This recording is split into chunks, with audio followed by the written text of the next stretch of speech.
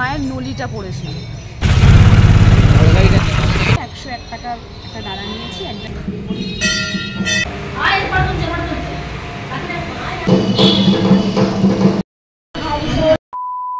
নমস্কার, আমি মহুয়া। আরও একবার স্বাগত জানাই সবাইকে আমার ব্লগে। আজকে আমি আপনাদের সাথে শেয়ার করতে চলেছি তারাপীঠ সিরিজেরই একটা দারুণ ব্লগ এবং এইটাই শেষ ব্লগ।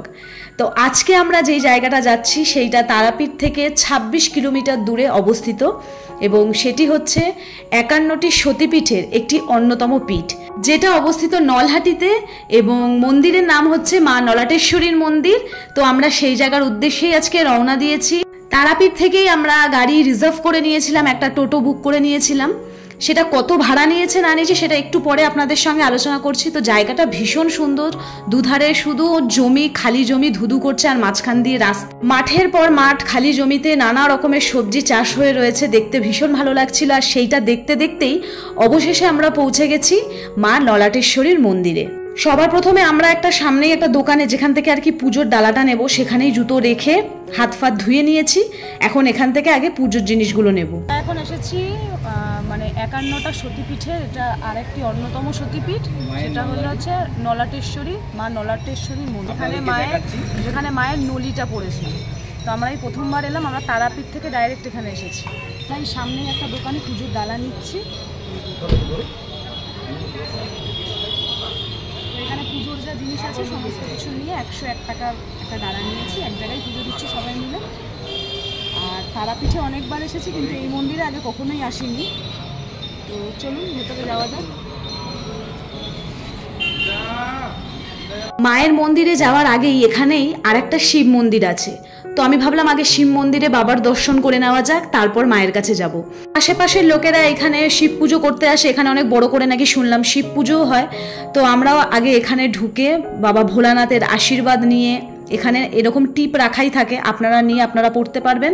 তো আমিও এখানে অজয়কে পরিয়ে দিলাম টিপ, আমিও পড়েছি, আমার ভাইকেও দিয়েছি। তো এখানে খুব ভালোভাবে শিব মন্দির দর্শন করে শিব ঠাকুরের আশীর্বাদ নিয়ে এখন আমরা যাব মায়ের দর্শন করতে মায়ের মন্দিরে। চলুন যাওয়া যাক। পুরাণ ও ইতিকথায় শোনা যায় স্বপ্নাদেশে কামদেব উদ্ধার করেন মাতা সতীর কণ্ঠনালী। ব্রাহ্মণী নদীর তীরে ললাট পাহাড়ের নিচে সেই কণ্ঠনালীর ওপর বেদি করে প্রতিষ্ঠিত হন দেবী নলাটেশ্বরী। এখানে মা কালী, ভৈরব শিব আর ভগবান বিষ্ণুর কিন্তু একসাথে পুজো হয়। একসময় এই জায়গাতে মানুষ আসতো না, পাহাড়ের ওপরে এমনকি আশেপাশেও ঘন জঙ্গলে ঢাকা ছিল। বর্তমানে কিন্তু এখন সেরকম কোনো কিছুই নেই। এখানে মায়ের অঙ্গশিলা উদ্ধারের সময় নাকি এক অলৌকিক কাণ্ড হয়।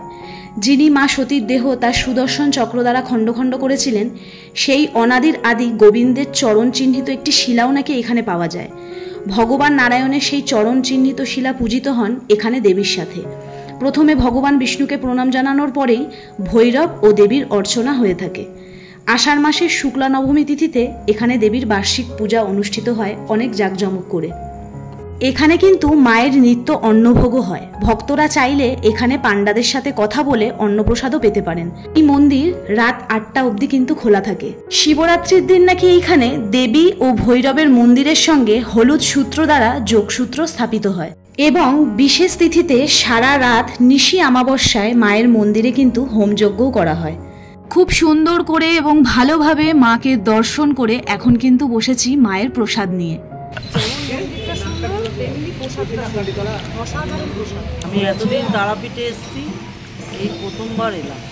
আর এইখানে দেওয়া হয় বলি, বিশেষ কোনো তিথিতে বা মায়ের বার্ষিক পুজোতে এইখানে বলি দেওয়া হয়। তো আমাদের আজকে হঠাৎ করে ঠিক হয়েছে, তাও বাবার জন্য। বাবা হঠাৎ করে বলল যে চল যাব, তাই জন্যই হয়েছে। তো বাবা এর আগে অনেকবার তারাপীঠে সেখানে ঘুরে গেছে, কিন্তু আমি, মা, অজয় আমরা কেউ আসিনি। তো সত্যি জীবন সার্থক, মানে আমি এই প্রথম এলাম, ভীষণ ভালো লাগলো। আপনারাও অবশ্যই যদি তারাপীঠে আসেন অবশ্যই একবার এখানে আসবেন।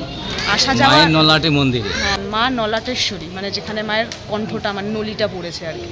খুব সুন্দর। ও আমি দুজনেই প্রথমবার এলাম। কেমন লাগলো বল? খুব সুন্দর জায়গা, মানে মায়ের জায়গা মানে তো ভালো হবে, ঠাকুরের জায়গা কোনো সময় কারোর অপছন্দ জায়গা নয়, সবার সব সময় ভালো লাগবে। আপনারাও আসবেন, আশা করি ভালো লাগবে। তারাপীঠে আসলে একটু সময় বার করে অবশ্যই একটু ঘুরে যাবেন। আমরা তো হঠাৎ প্ল্যান করেছি। আমার দাদু ভাই আছে, খুব সুন্দর জায়গা, আপনারা আসতে পারেন, অবশ্যই খুব ভালো লাগলো। আমার জানাই ছিল না যে এখানে একটা এরকম সতীপীঠ আছে, তো বাবা বললো যে চল যাবো ঘুরতে, তো হঠাৎ আমরা চলে এলাম। তো খুব সুন্দর জায়গা।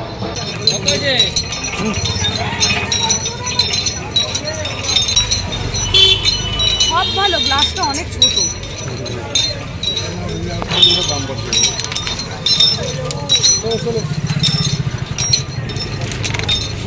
বাড়ির জন্য প্রসাদ নিয়েছি, মানে প্রসাদ না, কিনে নিয়েছি বেশি করে। চলুন এবার আমরা বাড়ির দিকে রওনা হই। এখন ওখানে গিয়ে আবার ওই তারাপীঠের সামনে একটু ঘুরবো, তাই তো? শ্মশানে যাব, এরপরে গিয়েই শ্মশানে যাব, তারপরে আবার কিছু কেনাকাটির ব্যাপার আছে, ওটা করে তারপর আমারও কেনাকাটির ব্যাপার আছে। হ্যাঁ, হোটেলে এবার তারাপীঠে যাওয়া যাক। তারাপীঠ থেকে আমরা একটা অটো বুক করে নিয়েছিলাম আসা যাওয়া। ওনারা অনেকটাই বেশি চার্জ করবেন, যেহেতু আসা যাওয়া 52 কিলোমিটার। তো আমরা 500 টাকায় কিন্তু রাজি করিয়েছিলাম। অটো করে বেশ ভালোই এসেছি, হাওয়া খেতে খেতে। চলুন টাটা, একটু পরে আবার দেখা করছি।